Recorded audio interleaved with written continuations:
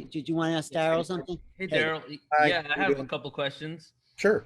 All right, I wrote it down. Let me see. Okay, so firstly, both of these questions are in regards to hybrid races, but specifically Yael for the first one. Hmm. If the Yael will the Yael still be the first ET race we connect with, and is there a timeline for this? And will they be the ones to teach us about space travel? The Yael will be the first hybrid race to make open contact, not necessarily the first ET race. Bashar has said there may be other ET races that will make contact with us more openly first, possibly like the Pleiadians or something like that. But he's saying the Yael, because they are the caretakers of the hybrid children, will be the ones to be here to make sure that everything is working okay. They may instruct us to some degree on the idea of space travel, but my understanding is they're more about the idea of the social engineering on the Earth to make sure that socially, politically, what have you, things are starting to be more balanced. Things are going in a more positive direction. It may be up to other ET races to teach us things about space travel. Bashar has already started talking about how they travel through space and has actually offered us some descriptions of experiments that we could try to start learning the very basics of the technology of how they go from star to star very, very rapidly. So they may be more the ones to teach us that, or others may teach us their ways. That remains to be seen. Did Thank you have you. another question? Because I have more Yeah, too. I have two more questions, but I'll ask one and then maybe ask the other one later. Okay. So I'm curious about how time exists in regards to hybrid races, since you're saying the program and the agenda has moved away from hybridization to something else. But within our linear time, we've already been talking about and dealing with the beginnings of that hybridization program. So are we interacting with multiple levels of consciousness from their own timeline, from the Yael timeline, or is it just one specific group from when it comes to the Yael, if that makes any sense? No, I think there probably are agendas within agendas or programs within programs. And that's maybe part of some of the things that have been confusing about the reports is that we're dealing with different factions who have different agendas at different times. But since time for them is probably not exactly what it is for us, some of these may overlap. And it causes a little bit of confusion in a society like ours that's simply used to linear time. Beautiful. Alan, did you want to go ahead? Yeah, I mean, you started this relationship 38 years ago. Do you want to talk a little bit about your change and the change you also see within the consciousness of the planet from Yeah, that? sure. Yeah. Sure. Briefly, I mean, having channeled him for 38 years, when I'm in the channeling state, I feel what they feel. I experience kind of the way they live. And that has certainly rubbed off on me over 38 years. So I've noticed great changes in my life in terms of more emotional balance, more synchronicity, more things just happening a little more magically. At time and space being more flexible. I've had certain experiences where time has been extremely collapsed or even non existent for a moment. Um, and also, of course, things have changed. As I've experienced going through this, people are obviously more open, more discussion. The very fact that you're doing this kind of a program is not something that could have existed when I started this. So the fact that more people are willing to talk about these things is definitely a change. But I'm going to say it the way that Bashar says it, and that is we never change the world we're actually on. Because there are multiple versions of Earth that exist simultaneously in parallel realities, we don't change the one we're on, we shift ourselves to a new version that is already more reflective of the change we've made within ourselves and interact with the versions of the people that have already also made that change within themselves. And therefore, over time, that's how things change because time, according to him, is a side effect of our consciousness shifting through parallel realities. So the more we navigate in the direction of the ones we prefer, the less likely we will eventually experience the versions of Earth that we don't prefer. And it's almost like train tracks going off in different directions. Whatever train you're on, you may still be able to see the other train right now and what people are doing on that train, but eventually he's saying you'll no longer experience them, they'll no longer experience you because you're literally navigating yourself in different directions to different parallel realities. Sheila, did you Well, I'm just going to say about Sheila, that might actually describe what happened to Sheila when she had this awakened transformative experience. Well, go ahead, Sheila. Yes. Yeah, being a soul exchange walk-in, I'm just curious how the walk-in program fits into this shifting of consciousness. My understanding from Bashar's point of view of walk-ins is that it's not, well, okay, let's see. It's an upgrade in your own soul, in the sense that there's now more of you coming through. So because there is more of you coming through, it actually does alter the personality. It alters the higher mind, because you are now a different person to be able to bring through more of your actual soul. So it's not a different soul in the way most people think of it. It's more of the same soul, but since Bashar says any change is a total change, the more soul that you are now expressing is also in its own way a different soul. But these things happen simultaneously, and it's not a this or that thing, it's a this and that thing. So you have to look at it kind of multidimensionally to go, a different personality means you're a different person. A different higher mind is a different higher mind, and a different soul is a different soul, yet it's also the same thing as you're just bringing through more of yourself, and you've sort of gone up the ladder vibrationally, and that's why a person seems so different when they allow that to happen, when they've progressed to that point. Does that make sense? Yeah. It does. And, you know, like in my case and several of the other walk-ins that I've interviewed, there tends to be a forgetfulness that comes over us. Like, I don't remember a lot of the previous life. Exactly.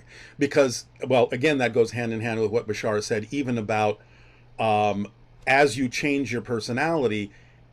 Well, okay, let me put it this way. Time is an illusion. So the past and the future are also illusions.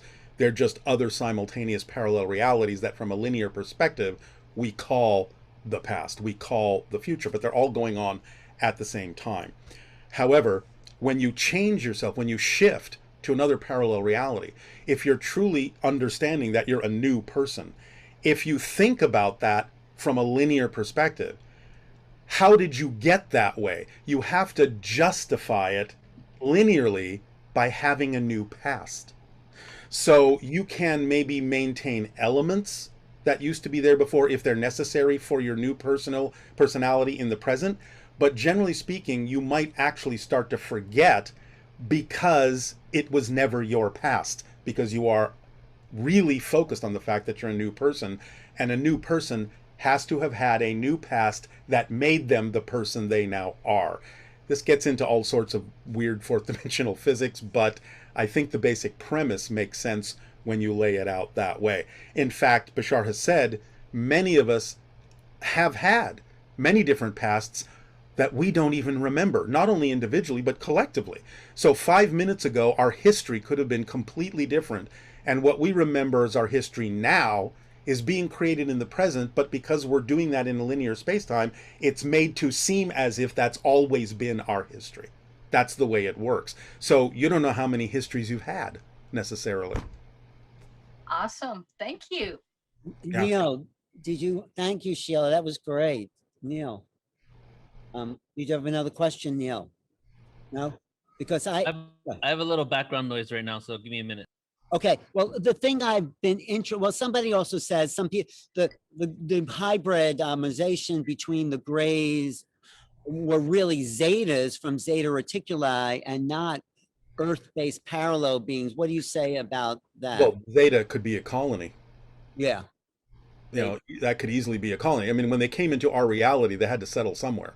So, you know, they may have picked several planets to be on, and that may simply have been one faction that Betty and Barney Hill discovered, you know, right. Where they got named. But, and also, please do remember this. They've gone into several parallel realities. We may be dealing with parallel reality grays from several different origin points. So it's not just the story I'm giving you. The story I'm giving you is one particular story, one particular perspective. But since this is a multidimensional experience, we could be dealing with grays and other ETs from many different directions, other dimensions, of parallel realities, in our own galaxy, what have you. Go ahead. You have ready, Neil? Because Yeah, I'm ready. I Yeah. always have a million questions, but go ahead. Yeah. So I was curious about your opinion on the cycles of time, right? Let's talk about, like, for example, the Dark Ages, the Kali Yuga, and technically, from looking at these scriptures, it shows that we're going out of the Dark Ages into the Bronze Age. However, it kind of looks like really low on the totem pole in regards to the evolution of consciousness. So how does this relate to the awakening and ET contact, in like direct ET contact, physical like things starting to happen? Is Yeah. this really far enough future because of that cycle, or does No. that even matter? No, because again, we go back to the idea of that splitting train track thing. This is the time of what Bashar calls the splitting prism, which means that people are making their choices and everything is coming out on the table so we can make the choices we prefer. Not everyone is necessarily going to make the choice to be on the version of Earth that has open contact. So we may still be able to see people making choices that are vibrationally incompatible with us. Just because we can see them doesn't mean we actually are in their reality. So the more we stay on our track, the farther apart we'll get from the people that are choosing something significantly different. And eventually, over time, we may not interact or see them at all in our reality, and vice versa. But right now, because this is the transformational age, we still get to see all the choices that people are making, positive and negative, so that we can really decide for ourselves, what do we really prefer here? And also, so we still have an opportunity to share information with others that may not necessarily be making the most positive choices, to at least give them the chance to also make the same kind of positive choices for themselves. Not that they have to take it, because basically Bashar says the only thing we can do is share the information and give them the opportunity or the option to think about that. But what they do with the information is none of our business. So we have to allow them to walk their own path. But that's what's going on right now, is this is the time to choose. What path are you going to walk before it splits so far apart that it would probably be more challenging to go from one track to another when they're so far apart? Does that answer your question? It does. Thank you. I wonder if Barbara Lamb, you know who Barbara Lamb is? Of Yeah. course. Oh, okay. Have you met Barbara before? I have. Okay. Hi, Barbara. Barbara, do you have a comment? Jump on in here, because Hi, wait, Barbara. unmute yourself, Barb. Unmute, Barbara. Unmute. Mute. At the bottom of your screen there? Unmute. There you are. Okay, Yeah, yeah. there Darryl. you- Hi, Barbara. How are you? fine. Good to see you again and good to hear you. I always gain so much from Oh, well, thank you. everything, You're sweet. everything, every word Oh, that you share. thank you. You too. Absolutely. Did you have a question or comment or Oh, observation? well, my comment is that as far out as all of this is, it totally makes sense. And so many of the people who come to me for regression work are involved in bits and pieces of this whole perspective. So this kind of brings it all together in my mind, and I appreciate that. Even though I've heard lots and lots of your presentations before, your Bashar channelings, and even had a couple of times of asking him a question myself, which was wonderful. So anyway, I think that you're really bringing in more of an understandable view of reality, of actual Well, thank you. encompassing reality than anybody else I've been hearing. Well, And I thank you. appreciate that. Thank you. Everyone has their path. Everyone needs to Oh. receive information in the way that works for them. But the thing that I like about the way Bashar delivers information is that because he understands physical reality, because he is physical to some degree, is that he knows we need some kind of a physical tool to work with. And that's what I like, is that he renders a lot of metaphysical concepts into workable physical actions that actually do make a physical difference in your life. And therefore, in a sense, it's very pragmatic, it's very practical. Right. That's what I appreciate about the way he brings those concepts to us. I had a question before we run out of time, unless you had something else, Barbara, just, Well, go yeah, ahead. I just wanted to say that years ago, Darryl, I heard you through the channeling talk about following your synchronicity, following your passion. Mhm. And as I look back on my life, I see that that is absolutely true. Yeah, That it works. Yeah. yeah, that beginning sometime in my early adulthood, I began following my path, probably way back earlier than that, but I'm thinking particularly of my adult life and all the work that I have been doing Mhm. for 30 years or more um, has come out of following my excitement. Yeah. And it is, as I look back, I think, oh my God, it seems as if somebody has a guide or various guides have inspired me at the right moment to do the right thing, Yeah. to meet the right person, and to learn the right things that have led in, step by step into being able to do the work that I still am Yeah. so thrilled and excited Yeah. to be doing. Yeah, well, I So, appreciate the work you're doing. Thank you so much for being willing to follow your passion and bring everyone the work that you do. That's, again, that's, everyone that finally follows the the instruction manual, the formula, comes back and says, "Oh my God, it makes such a big difference." It is literally following an instruction for how reality works, and I really appreciate that you were willing to do that because it makes so much difference in everyone's life. yeah, it's great. Well, Thank Barbara, you so much for bringing that to us. My pleasure. you're a great example because you are still so alive, vital, and inquisitive and passionate. So thank you.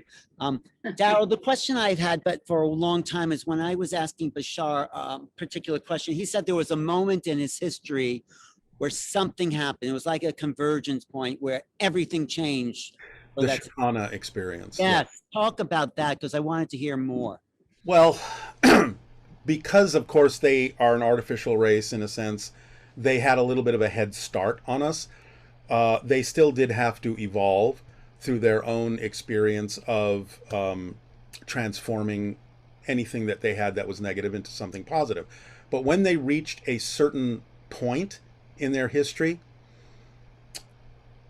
one particular being that was born in their society functioned almost like a fulcrum point or a center point for all of them. And when they reached that vibrational level, the addition of that child tipped the scales so that there was kind of a telepathic cascade effect that occurred in their society. And they all woke up at once into a understanding, a telepathic reality that allowed them to almost literally just jump to a new level. And they refer to that as the Shakana experience, which I think roughly means something like exalted light spirit experience. Don't you think we may be coming close to that point for Earth beings in a Yes, sense? but I think we're doing it in a different way. We may reach a point where we have a similar experience, but I don't know that we'll have the identical experience because we're coming at it from a very different place. So we may have a number of ways of achieving that. I don't want to necessarily pin it down to the way they achieved it. We don't really know what we're going to experience when we reach that point, but we can certainly see that we're working toward it. Can you tell us a little bit more of what Bashar sees for the future? I mean, he did sort of predict in, I think it was 2019, he said it's going to be a wild ride in 2020, sort of like he's said. Well, he said in 2016 everything would change, and he said basically it was going to be nuts, Right. which I think That's what has he come true. um, yeah, we're going through what he calls the eye of the needle, which again is the idea of you have to we have to streamline ourselves down to such a fine understanding of ourselves that we can slip through a very narrow passage, which means we have to let go of all of the superfluous fear-based beliefs, negative beliefs, things that are simply not vibrationally compatible with us if we really want to effortlessly slip through that tiny, tiny portal of opportunity for ourselves. So it's not so much a prediction of the future as it is saying, look, this is the energy that exists now. This is the opportunity that exists now. If you're willing to let go of the things that really aren't germane for you, you will slide through this much faster and come out the other end in a much more effortless, much more joyful, much more creative kind of way. But this eye of the needle goes all the way through into the window of contact and beyond, because again, this is a process, and we require a little bit of time to understand these things. Well, is the government disclosure, the one that happened June 20, is that part of It's this? the beginning of disclosure, yes, the very beginnings. And is Bashar happy about that? I mean, was he? He's happy about everything. So, yeah, I mean, but he is recognizing that that is one of the signs. It's one of the signs that we are shifting to a version of Earth where we can now begin to experience the very initial steps of disclosure, and there will be more. And it's another sign, the fact that these, well, billionaires going into space or people going into space, is that another? Yeah, it represents many different things, but that's certainly one of them, because again, the idea is that we're reaching out as they're reaching over to us. So the more normal it becomes for us to realize that we can do that, and the more common it becomes, the closer we come to understanding that we are part of a galactic society. I mean, if you really stop and think about the difference going on, there is not, let's see, what we started in the 60s. There's not a child born after 1969 that hasn't thought that we are in space, because we've been going to space ever since then.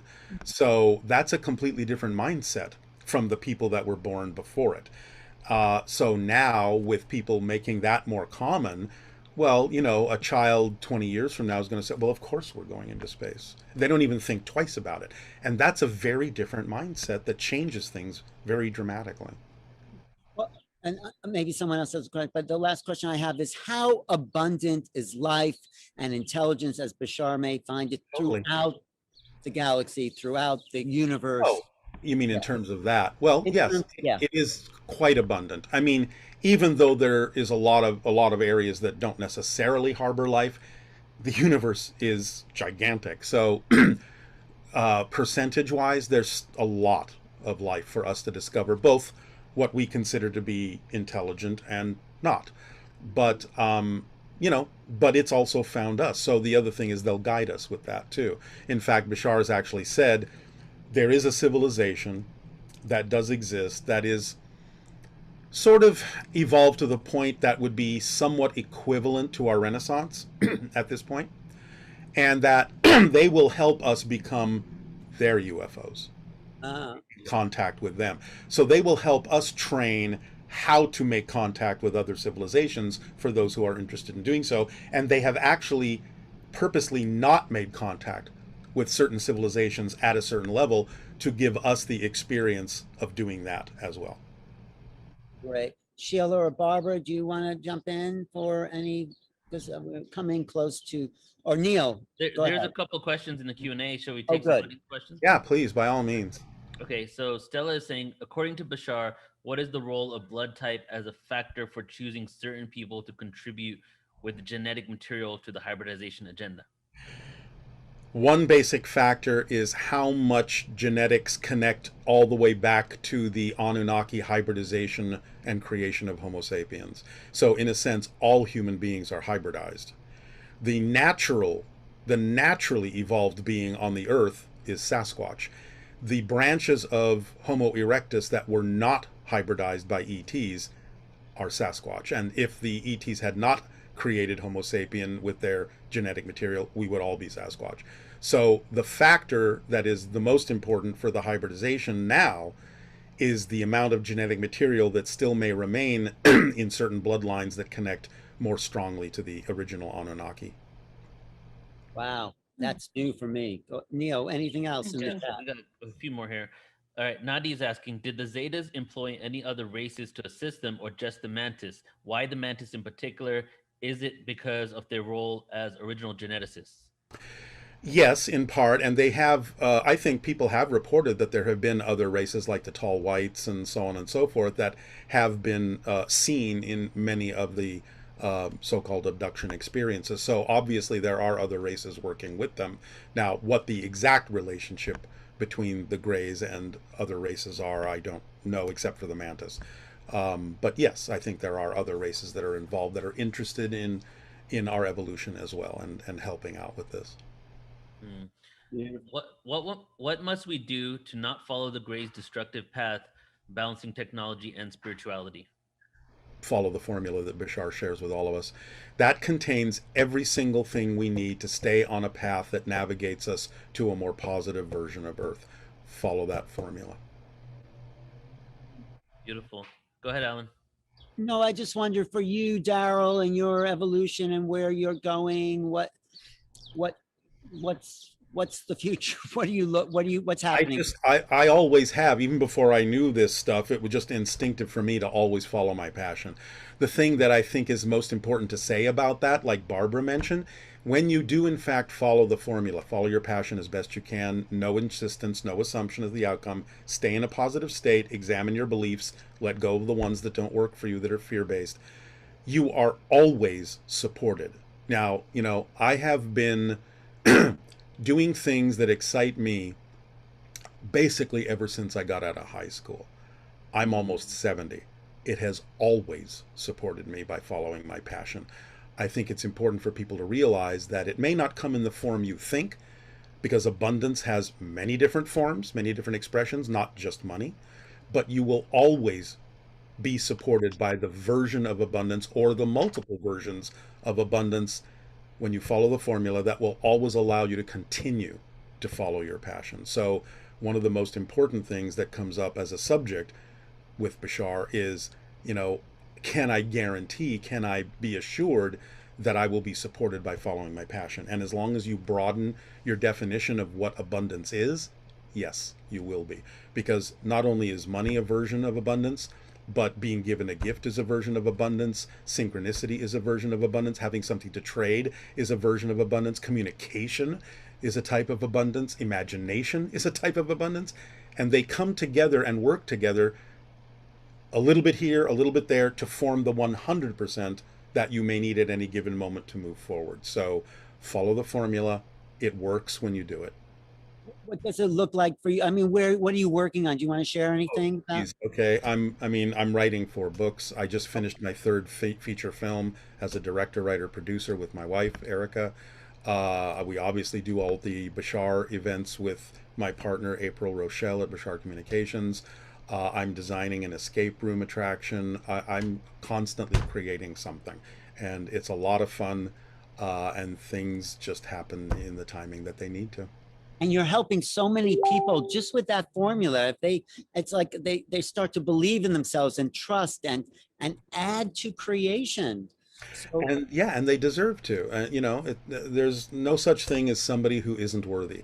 If you weren't worthy of being here, you wouldn't exist. Trust me, because creation doesn't make mistakes.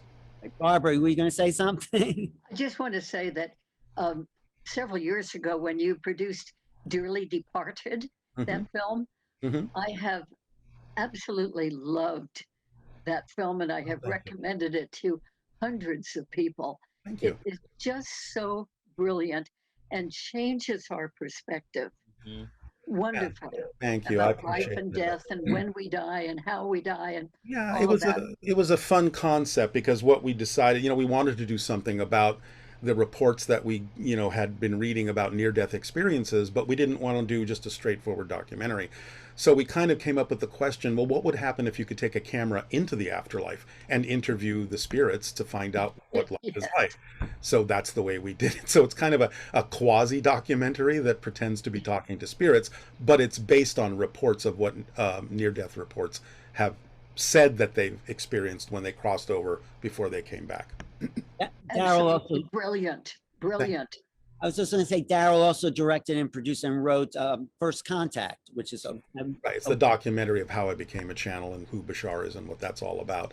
We just finished our third film, which is called Alienated, which is a little sci-fi romance. So we're branching off a little bit into a more mainstream film, but that'll be out soon through Indie Rights Movies.